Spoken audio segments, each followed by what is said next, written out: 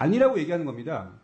자, 그러니까 들어보시고 사실을 하세요. 전제로 김의겸 의원님 질의해 주시기 바랍니다. 홍호지검장님, 아까 이혁진 출국과 관련해서 대통령 전용기로 출국했는지 살펴보겠다 이렇게 말씀을 하셨어요. 저는 이 말 듣고 굉장히 놀랐습니다. 밑도 끝도 없는 이야기를 가지고 김 의원님, 제가 아까 말씀드린 거는 제가 제 얘기 끝난 다음에 그러니까 말씀해 자꾸 주세요. 다른 얘기를 하시니까 제가 이러는 겁니다. 제가 끝난 아니, 다음에 말씀하세요. 의원님, 질문이 사실과 다른 내용을 전제로 하고 질문을 하게 그런 건 되면 나중에 이야기하세요. 그것도. 대부분이 그 잘못된 사실을 제 질문입니다. 사실로 인정하게 되는 겁니다. 제 질문입니다. 근데 지금 계속 그렇게 질문하세요. 제 질문입니다. 의원님께서. 그럼 나중에 저 속기록 보십시오. 자, 계속 그렇게 질문을 하니 제가 그거를 아니라고 얘기하는 겁니다. 다 그러니까 들어보시고 하세요. 사실을 전제로 해서 질문을 해주세요. 아니, 그러면 아까 제가 이렇게 얘기했습니다. 그 말씀을 의원님께 처음 듣는 거니 돌아가서 한번 살펴보겠다 그랬습니다. 그 얘기를 처음 듣습니다. 처음 듣는 이야기인데 이렇게 답변하실 수가 그럼 있습니까? 의원님께서 말씀하시는데 그러면 상관도 안 하겠다 합니까? 아니, 지금 살펴보겠다라는 말은 그럼 혼자서 처음 하시겠다는 듣는 얘기입니까? 얘기니 가서 그 얘기가 뭔지 한번 알아는 봐야 되지 않겠습니까? 그 이야기가 바로 이혁진이 대통령 전용기로 출국했는 여부를 알아보겠다는 얘기 그건 아닙니까? 아닙니다. 저는 그런 의도로 이야기한 게 그럼 아닙니다. 어떻게 알아보시는 겁니까? 그냥 말씀을 여기까지만. 나중에 답변해 주세요. 제가 그렇게 얘기하지 않았습니다. 예. 알겠습니다. 나중에 그럼 답변해 주세요. 저는 그 말을 그렇게밖에 들을 수가 없고 검찰이 도대체 국가 수반 전직 대통령에 대해서 왜 자꾸 다른 도대체 사실을 어떻게- 전제로 해서 질문하십니까? 제가 질문 끝난 다음 답변하세요. 아니 제가 지금 말씀을 드리잖아요. 왜 다른 사실을 전제로 질문하시냐? 위원장님 답변 좀 끊어주십시오. 시간 좀 끊어주십시오. 자, 시간은 1분 남기고요.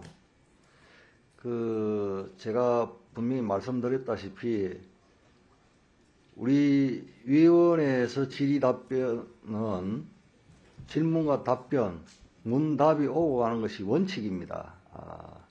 그걸 토대로 해서 질의를 해주시고 또 우리 기관장님께서도 잠시만요. 기관장님께서도 제가 이 질의 답변 시간이 끝나도 미처 답변을 하지 못한 부분이 있으면 그때 저에게 기회를 달라고 요청을 하시면 제가 충분히 기회를 드릴 테니까 서울검사장님 예, 네, 알겠습니다. 네, 자 조금 효율적이고 요령 있게 해주십시오. 제가 저 질의 들어가기 전에 저 의사진행 발언 1분만 하겠습니다. 질의 다 마치고 하십시오.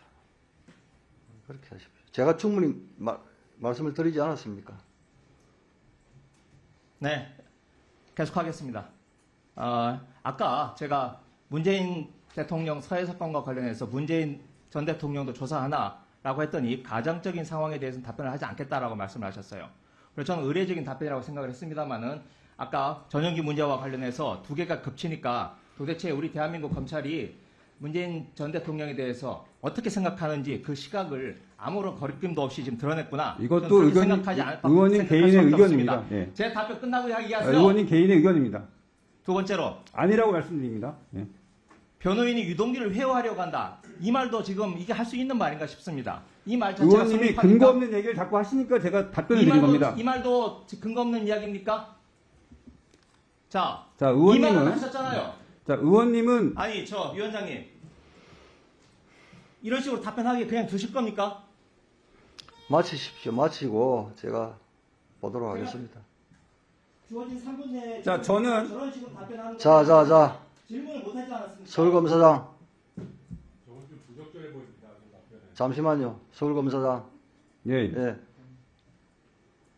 위원장이 질의 끝나고 나서 할 이야기가 있으면 그때 요청하라고 했습니다. 그렇게 하세요. 저 1분 더 주십시오. 의사진행 발언하시게요? 아니요. 저 위원장님께서 지금 저런 식의 답변에 대해서 제지를 하지 않으셨기 때문에 제가 지금 제 시간을 확보를 못하고 있는 거 아닙니까? 아니 언제 또 위원장이 제지를 하면 모든 거에 간섭한다고 또 뭐라 하시고 제지를 안 했다고 뭐라 하시고. 인하에 대한 제지를 하셨기 때문에 이렇게 말씀하시는 거예요. 자, 지금 국민들이 판단을 하실 거고요. 1분 더 드리겠습니다. 네. 변호인이 유동규를 회유하려고 한다. 이렇게 말씀을 하셨어요. 저는 이 말 자체가 성립하지 않는다고 생각합니다. 아니, 변호인은 의뢰인을 위해서 불법만 아니면 의뢰인을 위해서 뭐든지 도움을 줄 수 있는 게 변호인이 해야 될 의무이자 권리입니다. 제가 그래서 찾아봤어요. 변호인의 조력권이라는 게 있지 않습니까? 우리 헌재 결정에 이런 게 나와 있어요. 변호인의 조력을 받을 권리라고 하는 것은 변호인을 선임할 수 있는 권리이기도 하지만 변호인과 자유로운 접견을 할 수 있는 권리도 포함이 됩니다. 아니 이게 더 중요하다고 할 수 있습니다. 지금 회유를 말씀하셨는데 변호인의 회유를 말씀하셨는데 그 변호인의 회유를 핑계로 해서 변호인의 자유로운 접근을 막는다면 그게 정당화 될 수 있겠습니까? 네, 저도 여기까지만 하겠습니다. 자, 중앙검사장님 답변하세요. 예, 간단히 답변하겠습니다. 변호인 선임 경위도 제가 살펴보고 있을 뿐더러 그 검찰이 최근에 유동규 씨를 조사한 건 아까 의원님 말씀하신 것과 다르게 이미 기소한 사건으로 조사한 게 아니라는 것을 말씀드립니다. 그리고 의원님께서 말씀하신 그 변호사분은 선임 경위도 저희가 나중에 설명을 드리겠지만 선임한 사건도 이미 기소된 사건을 선임한 것이지 그 이후에 유동규 씨를 피의자로 조사한 다른 사건을 선임한 게 아닙니다. 그리고 제가 변호인 좀 들어보십시오. 변호인 접견권 문제는 유동규 씨 본인의 의사를 확인하고 한 조치입니다. 그러니까 제가 이 정도까지만 말씀드리겠습니다. 자꾸 계속 사실과 다른 거에 근거해서 질문을 하시니 제가 그 답변 과정에서 조금 과하고 또 여러 의원님 보실 때 좀 부족한 모습을 보인 것은 지금 정중하게 사과를 드리겠습니다. 좀 중앙검사장 저 정도 멘트 했으면 되지 않을까요? 자, 전주혜 의원님 질의해 주시기 바랍니다. 남부검사장께 여쭤보겠습니다. 네. 이제 권한유착 관련해서 좀 여쭤보려고 하는데요. 이제 2020년 7월 18일에 KBS 뉴스에 이제 4월 총선을 앞두고 한 검사장을 만난 자리에서 유시민 노무현 재단 이사장이 신라젠 주가 조작 관련 의혹을 제기하기로 공모했다. 이러한 뉴스가 났습니다. 근데 지금 이제 두 가지가 문제인데요. 이제 하나는 녹취록과 완전히 다른 내용이다. KBS 뉴스 내용이. 두 번째는 이 녹취록은 당시에 검언유착 관련한 녹취록인데 이것은 이동재 기자 측만이 이종대 기자 측과 중앙지검 수사팀만이 보유하고 있었다. 근데 이종대 기자 측에서는 이것은 유출한 적이 없다고 하니 그러면 이것이 중앙지검 수사팀에서 유출된 거냐. 이렇게 유출 여부와 허위 여부가 지금 문제가 됐습니다. 이건 알고 계시죠? 네. 예. 이게 이제 문제된 게 그래서 2020년인데요. 근데 그리고 나서 그해 9월 방통위에서는 이 KBS 보도에 대해서는 그 주의 의결을 했습니다. 이건 알고 계십니까? 네. 그럼에도 불구하고 현재까지 한 2년 가까이 지금 수사가 진행이 안 됐어요. 그건 알고 계시죠? 네. 최근에서야 올 8월에서야 신성식 그 당시 남부지검장의 사무실 압수수색이 이루어졌고요. 그리고 얼마 전에 그 신성식 검사장을 지금 피의자 신분으로 소환 조사했다고 그렇게 보도되고 있습니다. 맞죠? 특정인의 그 조사에 있어서의 신분이나 네. 소환 여부에 대해서까지 좀 말씀드리기는 좀 조사는 했죠? 그 부분도 좀 양해를 해주시면 감사하겠습니다. 그럼 조사 안 하고 있어요, 지금? 지금 국감현장이에요. 네, 지금 제가 물어보고 있는 것은 제대로 수사를 안 하고 있다는 것을 지금 지적하려고 하고 있습니다. 그런데 지금 여기에 대해서 수사를 하고 있다는 사실을 그럼 얘기할 수 없다는 거는 국감 뭐하러 받은 나오셨어요? 그 부분에 한 얘기해 주세요. 네, 그 부분에 대해서 수사하고 있습니까? 네, 수사 정상적으로 아주 잘 정상적이 진행되고 있습니다. 아니에요. 지금 얘기하는 게. 오늘 하루 종일 얘기하는 게 뭡니까? 뭐가 정상적 수사예요? 지금 대장동 수사 사건 1년 동안 아무런 지연 없었고 재판 거래도 지금 아무것도 지연이 없습니다. 그리고 지금 오늘 나와가지고 수사 상황에 대해서는 얘기할 수 없다는 그런 것은 알고 있습니다만 최소한 오늘 확인할 수 있는 것은 수사기관이 제대로 수사할 수 있는지 의지를 오늘 보고자 하는 것인데 사실 그 부분은 오늘 특별히 그렇게 수사 의지가 높다. 지금 여기 계신 검사장님들과 지청장들이 이 지난 정권에서 문개온 수사에 대해서 수사 의지가 높다는 생각이 안 들어요. 이 수사 그럼 언제까지 마무리할 수 있습니까? 한번 얘기해 주세요. 정리해서 말씀을 드리면요. 올해 6월부터 그 사건 관계인에 대한 조사 및 그 조사 결과를 토대로 한 압수수색, 또 압수물 분석을 토대로 한 추가 조사 등을 통해서 지금 취재원 및 그 오보 경위에 관해서 그 실체 규명을 위해서 최선의 노력을 다하고 있습니다. 네, 의원님 말씀에 유념해서 엄정하고 공정하게 수사를 진행토록 하겠습니다. 조수진 의원님 질의해 주시기 바랍니다. 국민의힘 조수진 의원입니다. 지금 이재명 대표와 관련한 사건 목록 보고 계십니다. 지금 거듭해서 말씀드리지만 대장동 부패 게이트만 해도 1년째 수사 중이에요. 국정감사, 작년 이맘때 국정감사하고 지금 별반 다르지 않습니다. 작년 국정감사에서도 대장동 부패 게이트가 최대 이슈였는데 1년이 넘도록 2년째 국정감사에서도 이 부분이 그대로 지금 다뤄지고 있습니다. 지금 수사팀의 애로사항이 굉장히 많을 거예요. 초동수사가 부실했기 때문이죠. 초동수사에서 문재인 대통령과 가깝다고 하는 그런 검사들의 부실, 봐주기 수사로 압수수색 나가서 유동규 휴대전화 하나 제대로 확보 못하는 그런 어처구니 없는 그런 상황이 고스란히 보여졌습니다. 바로 이런 점 때문에 대장동 개발 사업의 최종 결정권자이자 몸통, 설계자라고 자부했던 이재명 당시 성남시장까지 수사가 뻗어나갈 수가 없었던 거예요.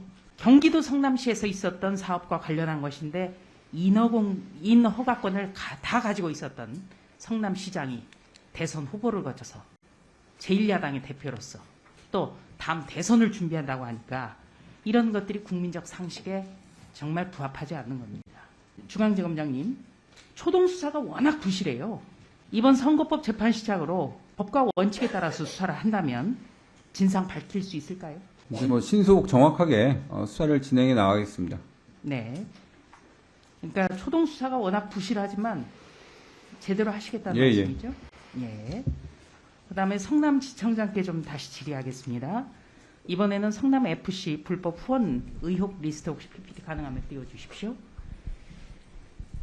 예, 성남시 인허가 민원 현안이 많은 기업들이 성남FC에 후원을 했습니다. 두산건설 55억 원, 네이버 39억 원 이런 것들이 굉장히 많았죠. 두산건설 외에도 많은 기업들이 성남FC에 후원을 했습니다. 두산건설과 마찬가지로 성남시에 인허가와 관련된 현안들이 있었고요. 그러니까 지금 다른 기업과 관련된 부분을 또 수사를 하고 있는 것이죠. 네, 지금 수사 중에 있습니다. 네. 두산건설 외에도 다 하고 있죠. 다른 곳에 대해서도 압수수색을 실시한 바 있습니다. 네. 여기 보면은 성남 시금구 연장 문제도 있고요. 분당경찰서 부지 용도 변경건도 있고요. 준공허가 및 주민 민원 이런 것도 있습니다. 후원 금액이라든지 성남시 관련 현안 저마다 다르겠지만 두산건설의 공소 사실과 닮은 꼴일 겁니다. 조만간 그 진상 제대로 드러난다고. 뭐 구체적으로 말씀드리기는 어렵지만 뭐 정확하고 신속하게 수사하도록 하겠습니다. 양석조 서울 남부지검장에게 질의하겠습니다. 네. 라임 사태는 피해자가 4천 명이 넘고요. 피해 규모가 1조 5천억 원에 달합니다. 역대 펀드 사태 중에 최대 규모입니다. 이런 사건을 철저하게 규명하는 것이 검찰의 존재 이유라고 생각하는데 동의하십니까? 네, 동의하는 바입니다. 네. 그런데 이 사건이요. 국민적 공분을 더 키운 것. 이것은 정치권 로비 의혹이 제기됐기 때문입니다. 그런데 이 부분에 대해서는 지금 규명된 게 없어요. 라임 펀드 사건 터지고 나서 여의도 주변에서는 이른바 라임 리스트가 돌았습니다. 그리고 이 리스트에 포함된 친노무현 인사 이상호 씨가 수사를 받았고 1년 6개월 실형을 선고받았습니다. 그런데 이상호 씨가 처음이자 마지막이에요. 그 뒤로는 기사가 안 났습니다. 수사 의지가 있다고 봐도 될까요? 지금 라임 사건 관련돼서는 총 72명 정도가 기소가 됐고 37명 정도는 구속 기소가 됐습니다. 그리고 이게 부실 펀드 판매라든지 그 펀드 부실 운용, 그다음에 그 무자본 M&A 그리고 이와 관련된 로비 사건에 관련돼서 아직까지 좀 진행 중인 사건들이 좀 남아 있는 것들이 있습니다. 아, 네, 아직 수사가 계속되고 네, 있다는 그렇습니다. 말씀이죠? 그래서 남아 있는 사건들에 대해서 법과 원칙에 따라서 충실히 수사에 임하도록 하겠습니다. 네. 제가 이 라임 사건에 대해서 물어보는 것은 문재인 정부의 대통령 정무수석이 5천만 원을 받았다는 기사가 있고요. 또 다른 인사는 2억 5천만 원을 받았다. 또 다른 어떤 세세한 무엇이 오갔다라는 내용이 아주 많이 나왔어요. 구체적인 보도가. 그런데 이 이상호 씨 외에는 다른 사람이 나오지가 않았다는 거죠. 아직 기사가. 그래서 중대한 사건이기도 하고 국민의 피해가 큰 사건이고 국민적 관심이 많은데 이게 시간이 너무 오래 걸린다. 이런 지적이 나와요. 어떻게 생각하세요? 제가 그 5월 달에 부임한 이후에 약간 그 지연되어 있는 사건들에 관해서는 다시 한번 좀 기록을 검토하고 필요한 수사를 이게 진행토록 이렇게 조치해서 좀 관련 사건들 진행을 지금 하고 있는 상황입니다. 수사팀이 재정비되기 전에 어떤 그 단서가 될 만한 것이 많이 좀 묻혀져 있고 어떻게 보면은 쓸만한 자료가 좀 은폐되거나 그런 시도가 있었다는 그런 추측도 가능하겠네요. 그런 부분에 대해서 뭐 구체적인 말씀을 올리기는 좀 그렇고요. 하여튼 그 수사에 어려움이 있었군요. 그 증거 및 그 조사 결과에 따라 가지고 공정하게 법과 원칙에 따라서 처리하도록 하겠습니다. 수사에 좀 어려움이 컸던 것 같습니다. 자, 수사가 지금 속도를 내지 못하고 있는 데에는 추미애 법무부 장관이 서울 남부지검의 증권범죄합동수사단을 폐지한 것도 한몫했다. 이런 지적이 나오거든요. 정권교체 이후에 한동훈 장관 1호 지시로 이 증권범죄합동수사단이 부활을 했는데 지금이라도 철저한 수사를 기대해도 되겠습니까? 네, 법과 원칙에 따라서 충실히 수사하도록 하겠습니다. 네. 좀 그럼 기대해 보겠습니다. 이번에는 송경호 서울중앙지검장에게 질의하겠습니다. 옵티머스 펀드 사태 중앙지검이 수사를 했죠? 예. 네. 대부분 수사가 종결돼서 재판까지 확정된 사안도 있습니다. 네. 이 사건 역시 라임 사건처럼 서민의 다중피해 사건으로 피해 규모만 5천억 원에 달합니다. 더불어민주당의 유력 대선 주자였던 분까지 연루가 돼 있어서 많은 관심을 받았고요. 무엇보다도 옵티머스 설립 초기에 역할을 했던 이혁진 씨의 경우에는 문재인 정부 때 대통령 전용기를 통해서 출국했다. 이런 의혹이 제기가 됐거든요. 그런데 지금까지도 송환이 되지 않고 있습니다. PPT 준비됐으면 좀 띄워주십시오. 이혁진 씨 송환 문제 지금 어떻게 진행되고 있죠? 체포영장을 발부하다 기소 중지했고 인터폴에 적색 수배도 마쳤고 범죄인 인도 청구도 한 것으로 알고 있습니다. 그런데 제가 그 답변을 2020년에 국감 때도 받아봤거든요. 네. 지금 말씀하신 거. 그런데 그 뒤에 버젓이 미국에서 김치 사업하고 있다. 네. 이런 보도도 나왔고요. 무엇보다도 인천공항을 통해서 정상적으로 출국을 했다면 그 기록은 수사당국이 확인할 수 있잖아요. 그런데 그 기록이 없다면 희대 미스터리 아니겠습니까? 그래서 대통령 전용기를 타고 출국했지 않느냐 이런 관측이 지금까지도 계속 나오는 거예요. 예, 제대로 수사할 수 있겠습니까? 한번 제가 의원님 말씀하신 부분까지는 미처 확인을 못했는데 그 부분도 이제 돌아가면 확인을 전체적으로 해보겠습니다.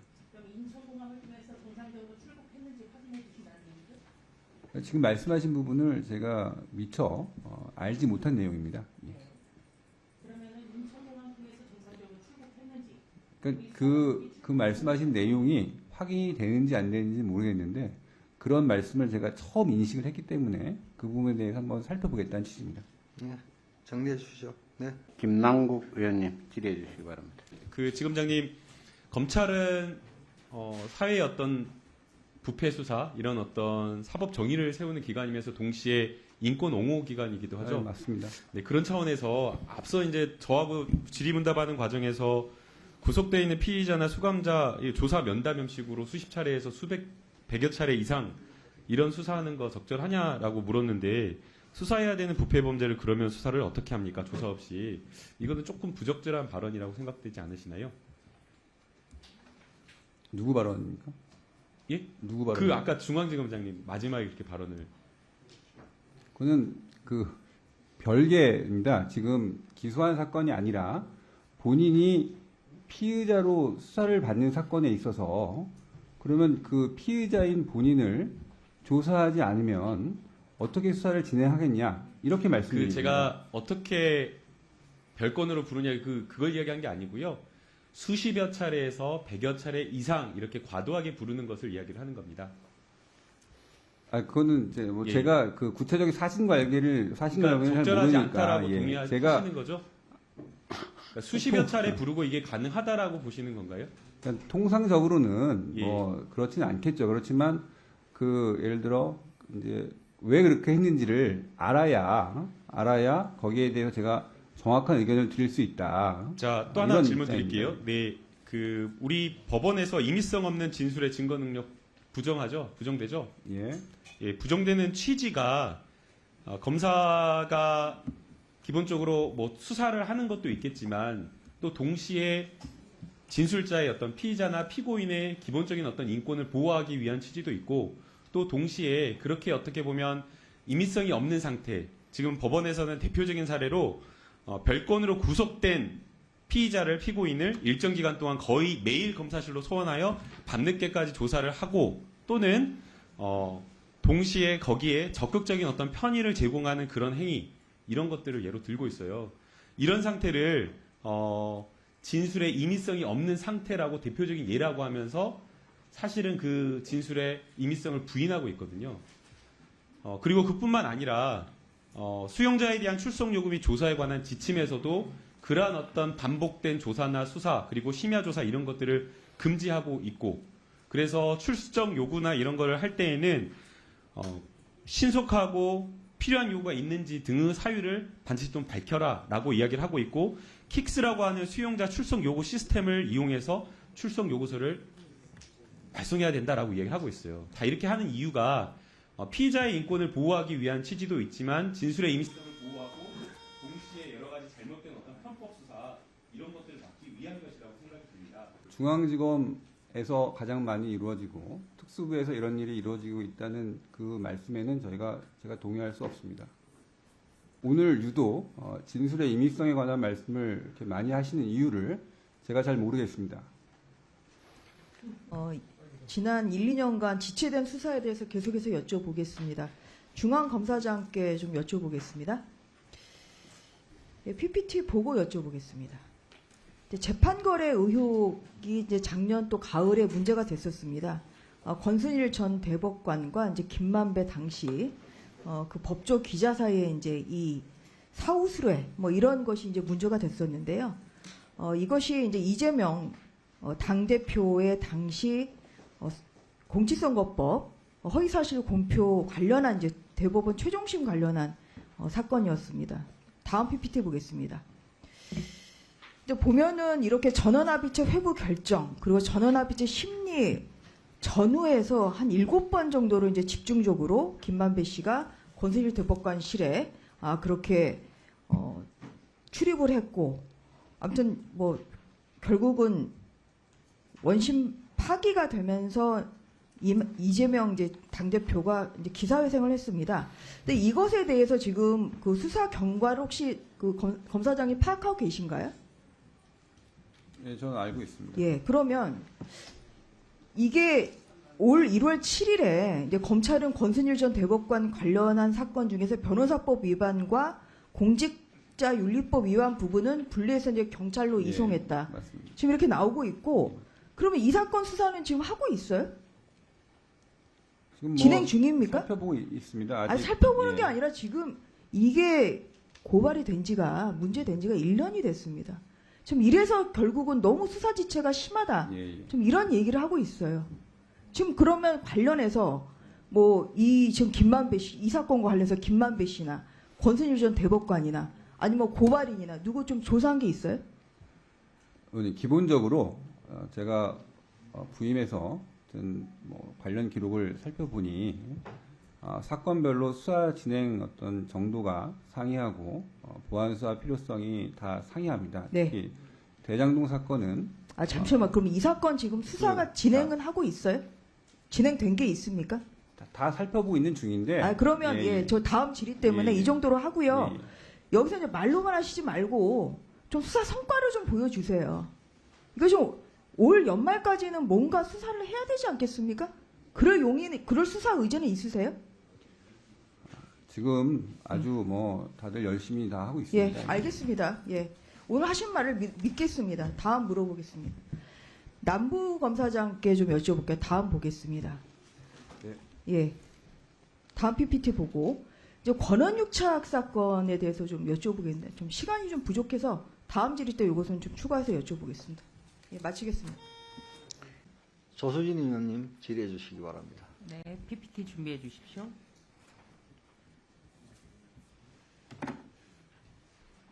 네, 국민의힘 조수진 의원입니다. 제가 조금 전에 질의한 것은 이 기사 내용이에요. 2020년 국감 때부터 계속 나왔던 기사입니다. 이 이혁진 씨가요, 2018년 3월에 출국을 한 걸로 돼 있고 그 뒤로 행방이 묘연한데 마지막으로 보인 게 2018년 3월 22일 하노이에서 열렸던 문재인 대통령의 동포 간담회 행사장이었습니다. 그렇기 때문에 대통령 전용기로 출국한 거 아니냐라는 의혹이 나왔죠. 제가 이 질의와 관련해서 좀 죄송한 분은 박항서 감독님이에요. 같이 찍은 사진을 게시했거든요. 그런데 이게 왜 이렇게 논란이 되고 이 기사에 대해서 질의를 했는데 논란이 되고 흥분을 하신지 저는 도대체 모르겠고요. 이 기사 필요하시다면 제가 야당 의원님들께도 배포를 하겠습니다. 자, PPT 보실까요? 이재명 더불어민주당 대표의 부패 비리 사건 목록을 지금 보고 계십니다. 보시면요. 대장동 부패 게이트만 해도 1년째 수사 중이에요. 1년째 수사 중, 4년째 수사 중, 소고기 법학 의혹 10개월째 수사 중입니다. 이렇게 장기간에 지금 수사가 진행되고 있다는 게 지금 문제인 겁니다. 대장동 부패 게이트 같은 경우에는요, 작년 국정감사 자리에서도 최대 이슈가 됐던 사건입니다.